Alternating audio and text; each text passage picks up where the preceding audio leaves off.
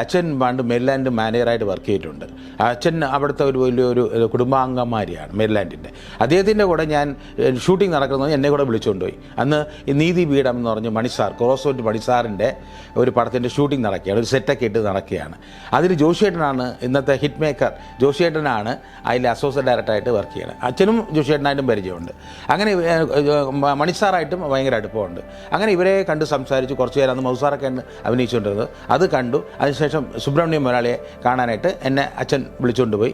അപ്പോൾ അദ്ദേഹം കുറച്ചായിട്ട് സംസാരിച്ചപ്പോൾ എന്ത് ചെയ്യുന്നു, ഞങ്ങളിങ്ങനെ പ്രീ ഡിഗ്രി എക്സാമിനേഷൻ കഴിഞ്ഞ് നിൽക്കുകയാണ്, നന്നായിട്ട് പഠിക്കുമോ?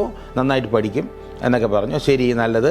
സിനിമ ആഗ്രഹമുണ്ടോ? ഞാൻ അങ്ങനെ ആഗ്രഹമൊന്നുമില്ല, കാണും, എല്ലാ സിനിമയും കാണും. ഞാൻ ഷൂട്ടിംഗ് കാര്യങ്ങളായിട്ട് ഒന്നും തീരുമാനിച്ചിട്ടില്ല. ഒരു ഗവൺമെൻറ് ഉദ്യോഗസ്ഥൻ അല്ലെങ്കിൽ ഒരു പോലീസ് ഓഫീസർ, ഇതൊക്കെയാണ് എൻ്റെ മനസ്സിലുള്ളത് എന്ന് പറഞ്ഞു. നോക്കൂ, നിങ്ങളെപ്പോലുള്ളവർ വരണം എന്നൊക്കെ പറഞ്ഞ് എന്തോ എന്നോടൊക്കെ അദ്ദേഹം ഭയങ്കര കാര്യമായിട്ട് സംസാരിച്ചു. അപ്പോഴും 25 പേര് 30 പേര് പുറത്ത് ചാൻസിന് വേണ്ടി വെയിറ്റ് ചെയ്യാണ്. അദ്ദേഹം അങ്ങ് പറഞ്ഞു.